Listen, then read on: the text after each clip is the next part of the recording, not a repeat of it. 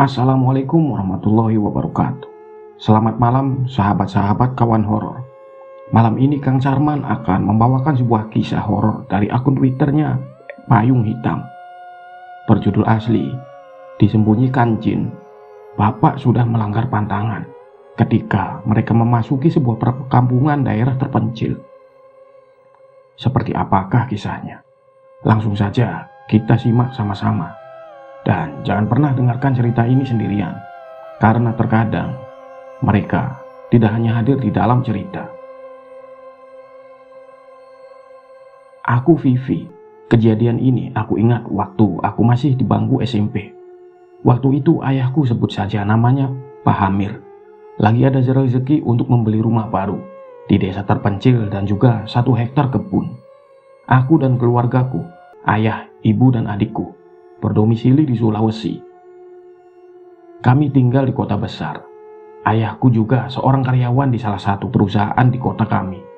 Tujuan ayahku membeli rumah dan kebun di desa terpencil jauh dari kota tempat kami tinggal, karena ayahku suka melepas penat dari urusan kerjaannya ke tempat yang tenang, menyendiri dan juga sekaligus mengurusi kebun yang ia beli. Letak kebunnya masih satu wilayah dengan rumah yang ayahku beli, tapi tidak terlalu dekat juga. Aku dan keluargaku pernah mengunjungi rumahnya dan juga kebunnya. Tapi menurut aku kurang asik aja di sana, karena terlalu sepi dan jauh dari fasilitas kehidupan. Keluargaku yang lain juga menganggap di sana kurang nyaman. Maka dari itu, aku dan keluargaku cuma sekali saja ke sana. Selebihnya, ayahku yang sering mengunjunginya bahkan menginap beberapa hari di sana. Bisa-bisa 4-5 hari malah. Letak desanya pun ada seperti di ujung dunia. Karena saking jauhnya, aku amati juga nggak ada lagi desa setelah itu yang kulihat. Jadi, desa itu betul-betul terpelosok. Pekerjaan ayahku juga hanya mengurusi proyek bangunan yang mana kalau memang belum ada panggilan kerja, ia bisa punya waktu banyak untuk melepas penat dan mengurusi kebunnya. Ayahku juga orang yang mudah bersosialisasi. Jadi, ia mudah diterima dengan lingkungan barunya. Singkat cerita, awal-awal ayahku datang ke sana sangat disambut hangat dengan warga. Dan pas banget dengan kepribadian ayahku. Ia suka menyapa orang dan juga sekedar berbahasa basi. Bahkan, warga pun pernah ada yang sampai berkunjung hanya karena ingin bersilaturahmi. Sebegitu antusiasnya dan sebegitu erat kekeluargaannya di sana. Bagus kalau begitu, karena ayahku juga kelihatannya menyukai suasana dan lingkungan di sana. Dan akhirnya, pada saat itu, kebetulan ayahku ke sana pada hari Kamis. Setelah pulang berkebun sekitar jam 4 sore, warga, khususnya bapak-bapak, mengajak ayahku ikut pengajian yang diadakan di musola. Di sana, setelah sholat maghrib, rutinitas warga di sana sering mengadakan pengajian, memang setelah sholat maghrib di malam Jumat. Seperti biasa, selepas pengajian dan beberapa perempuan dan anak-anak sudah pulang, bapak-bapak itu suka mengobrol. Segala hal dibahas termasuk apa-apa saja mitos dan pantangan di sana. Kebetulan juga ayahku warga baru di sana yang harus diberi pengarahan agar tidak salah berpijak. Pak, sebelumnya ini bukan menakut-nakuti ya, tapi saya mengingatkan saja. Di sebelah sana ada bukit kan? Bapak lihat, kata salah satu bapak-bapak di situ. Iya tahu Pak, saya lihat, kata ayahku. Di sana itu lokasi yang betul-betul nggak boleh dijamah manusia. Kalaupun mau ke sana, harus ada kepentingan yang mendesak saja, kata bapak-bapak yang tadi. Loh, kenapa memangnya di sana Pak? Tanya ayahku penasaran. Bukit itu sebetulnya tempat orang-orang mencari barang-barang haram, seperti ilmu hitam, kepuasan dunia, santet, bersekutu dengan jin, seperti memelihara jin. Ya karena di sanalah jinnya tinggal. Merekalah yang menunggu area itu. Maka dari itu, bukit itu hitam sekali auranya. Jelas bapak-bapak yang tadi. Terus, kalaupun ada keperluan mendesak bagaimana? Tanya ayahku lagi. Setidaknya, kalau mau ke sana harus ditemani seseorang yang punya pagar gaib. Atau, kalau sendirian pun harus punya pagar gaib. Tapi lebih baik nggak usah ke sana lah Pak. Mau apa juga lagi lekan lagian, kata bapak-bapak itu lagi menjelaskan. Ayahku mengangguk paham. Pemahaman warga desa juga dipahami ayahku soal menghargai kehidupan lain selain dunia, alias kehidupan goib. Manusia pun akan merasa risih dan terganggu kalau kehidupannya yang nyaman terusik, apalagi diusik oleh makhluk gaib. Begitu juga sebaliknya. Kalau kita ke sana tanpa adanya pagar gaib, apa konsekuensinya, Pak? Tanya ayahku lagi, penasaran. Ya, ditempelin, bakal sakit-sakitan nantinya, menyusahkan pokoknya. Jelas Bapak itu. Tapi juga ayahku berpikir, kalaupun melewati bukit itu, yang penting jangan melanggar pantangannya saja. Ayahku jadi tidak terlalu ambil pusing dan tidak terlalu takut dengan cerita tersebut. Singkat cerita, 1 tahun berlalu. Ayahku sering bolak-balik ke desa itu dari kota. Warga pun sudah total menganggap ayahku keluarganya, bagian dari keluarga mereka. Sampai suatu hari, memang sedang apesnya, ayahku ingin pulang ke rumah dari kebunnya sore sekitar jam 4. Ayahku memilih untuk menunggu hujannya reda, tapi lama sekali. Ayahku memang gak mempersiapkan apapun jika turun hujan. Ditambah lagi, pada saat hujan, sungai yang biasanya dilalui ayahku meluap. Sampai-sampai jembatan batang pohon yang tadinya terlihat, kini tertutup genangan air. Daripada berisiko celaka karena nekat melewati jembatan itu, akhirnya ayahku memilih memutar dan memilih jalan lain. Yang tanpa ayahku sadari, ternyata jalan yang dipilih ayahku adalah kaki dari bukit terlarang itu. Melintasi bukit itu tanpa sadar, karena ayahku memang gak merasakan keanehan apapun. Ditambah konsentrasi ayahku juga pada jalanan yang licin, jadi gak memperhatikan sekitar. Semua normal-normal saja. Setelah sampai di rumah, ayahku membersihkan diri karena basah dan juga lumpur, tapi gak mandi karena sudah terlalu sore. Makan malam dan juga istirahat, yang sedari tadi ayahku belum sadari dan ia sadar setelah sedang istirahat. Hawa di rumah ini terasa berbeda, anyep dan hangat, padahal di luar hujan. Akhirnya ayahku memutuskan untuk mandi, padahal sempat sebelumnya ayahku ragu mau mandi atau enggak, karena pasti dingin airnya, sudah sore begini. Hawa betul-betul hangat, ayahku berkeringat hingga bajunya basah terus-menerus dan merasakan haus yang gak wajar juga. Tapi ayahku selalu positive thinking. Mungkin ia terlalu lelah jadi butuh banyak minum air putih. Saat malam hari ayahku memutuskan untuk tidur. Di sela-sela tidurnya, ayahku seperti mendengar pintu belakang terbuka.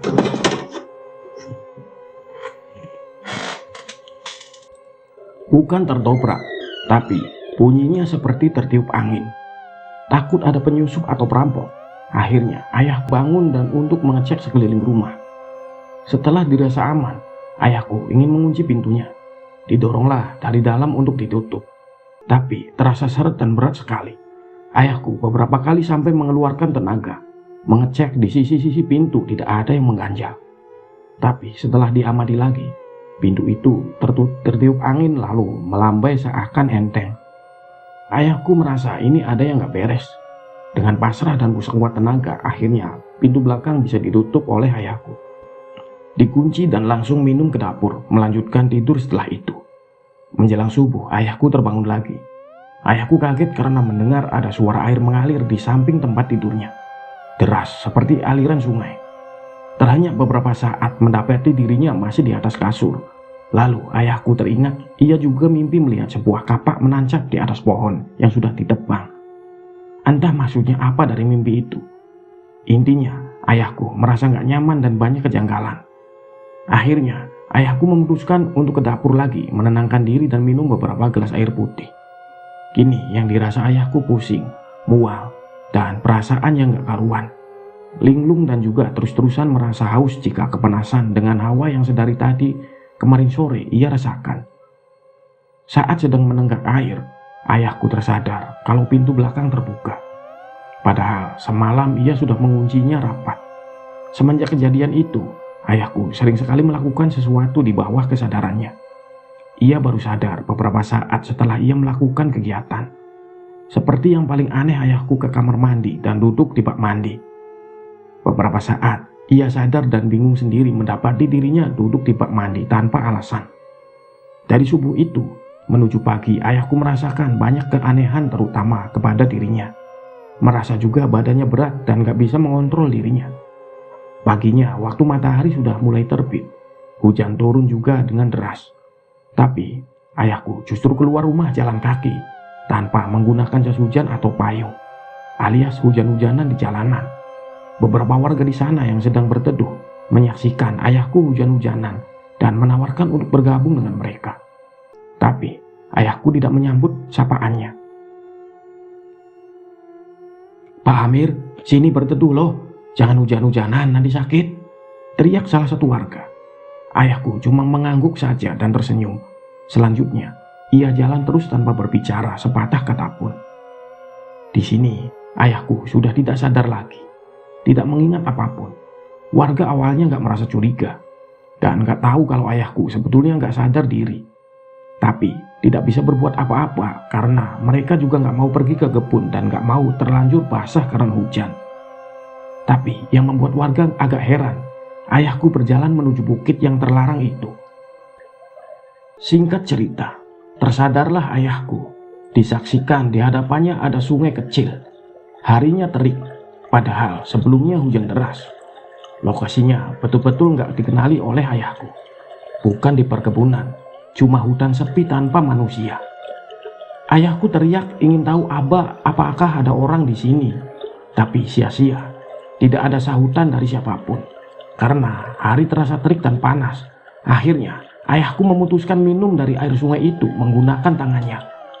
Mau seperti apa lagi, sudah tak tertahankan dahaganya. Baju ayahku kering seperti gak kehujanan sebelumnya. Aneh, ayahku akhirnya mencari jalan keluar dari hutan tersebut. Tapi selalu hasil yang nihil. Segala cara dilakukan tapi tetap saja berujung menemukan sungai yang tadi.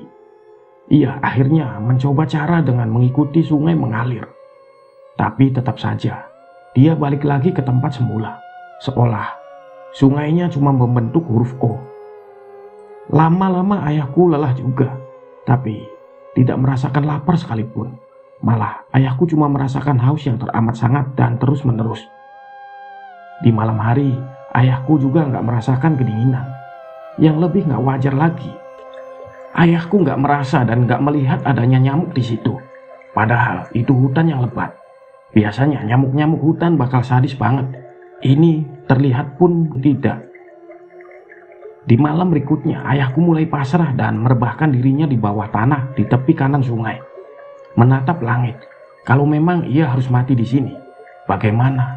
Tapi ia masih punya tenaga untuk cari pertolongan. Sepi, sunyi, gelap gulita dengan cahaya bulan meresap dalam jiwa ayahku.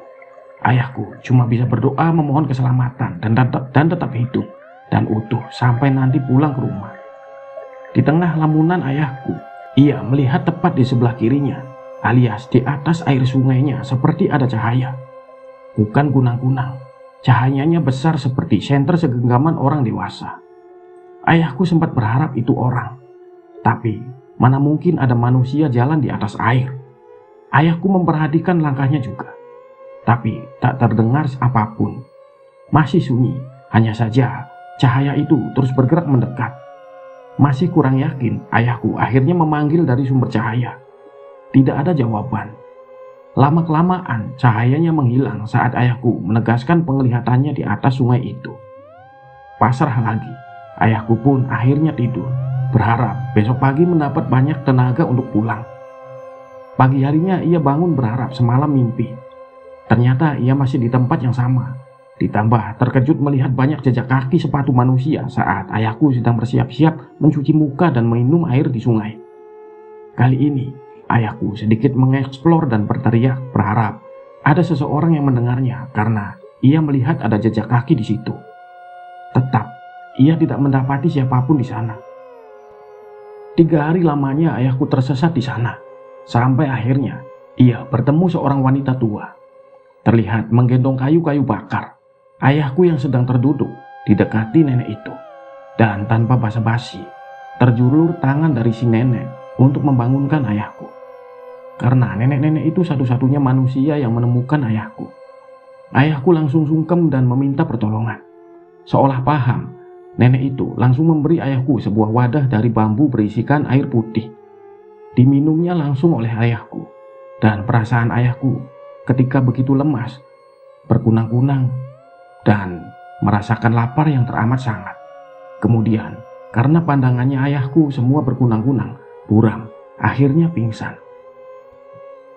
Ayahku sampai nggak tahu kemana perginya nenek yang tadi karena terlanjur tak sadarkan diri. Setelah itu, ayahku nggak ingat apapun. Ini dari kesaksian warga. Warga yang saat itu memang mencari ayahku, menemukan ayahku tergeletak lemas nggak jauh dari tepi sungai. Warga yang menemukan terkejut, tapi nggak heran, karena sudah beberapa kali menyisir wilayah sungai, tapi tetap nggak menemukan tanda-tanda adanya ayahku. Tanpa berlama-lama, akhirnya ayahku dibawa pulang dan diurus dengan warga. Setelah sadar dan pulih, barulah warga siap untuk memberitahu yang sebenarnya. Awalnya beberapa warga merasa heran melihat keadaan pintu rumah ayahku, pintunya terbuka lebar selama beberapa hari. Muncul pertanyaan yang akhirnya warga berusaha mengecek ke dalam, takutnya ada terjadi sesuatu. Tapi warga nggak mendapatkan ayahku di rumah. Keadaan rumah sepi dan kosong. Dari kesaksian warga itu, melaporlah ke warga yang lain termasuk bapak-bapak yang tengah neduh waktu itu, yang melihat ayahku berjalan menuju bukit yang dilarang tersebut. Kekompakan dan kekeluargaan warga desa begitu erat, sehingga kesadaran mereka mengenai hilangnya ayahku cepat ditanggapi. Setelah berunding dengan beberapa warga yang mempunyai pagar goib, akhirnya disetujuilah untuk mencari ke bukit itu. Pertimbangan terus dilakukan karena bukit itu pantang sekali dipijak. Warga yang sudah lama tinggal di situ pun berpikir 1000 kali, gimana kayak ayahku yang baru 1 tahun tinggal di situ. Kesepakatan bulat lalu dicarilah ayahku di bukit. Ayahku bertanya saat sedang diceritakan. Ia melihat jejak-jejak kaki. Apa betul mereka telah melewati wilayahnya dengan ciri-ciri yang ayahku sebut? Kata mereka memang iya. Mereka melewati wilayah tersebut karena sungai itulah akses pertama yang akan mereka lewati ketika memasuki area perbukitannya. Berarti betul dugaan warga dan ayahku. Raga ayahku dibuat tidak terlihat oleh warga yang tengah mencarinya. Bagaimana soal wanita tua yang memberi saya minum di wadah bambu? Apa termasuk warga di sini yang ikut mencari? Tanya ayahku kepada warga. Nggak ada lansia yang ikut dengan kami, Pak. Kami semua laki-laki dewasa yang menyisiri bukit. Bahkan sedari kami melakukan penyisiran, kami nggak lihat ada satu warga pun di sana, apalagi nenek-nenek. Jelas salah satu warga. Mungkin itu cara Tuhan menunjukkan ayahku supaya ditemukan. Dijelaskan juga sama warga kalau air yang diberikan nenek itu bukan air biasa. Dan itulah yang mengantarkan ayahku bisa terlihat di mata para warga yang sedang mencari. Dan air pemberian dari nenek itulah yang menyadarkan seutuhnya ayahku menjadi manusia. Dari situ, ayahku langsung merasakan hal manusiawi, yaitu lapar, dingin, dan lemas yang ia nggak rasakan sebelumnya sebelum meminumnya.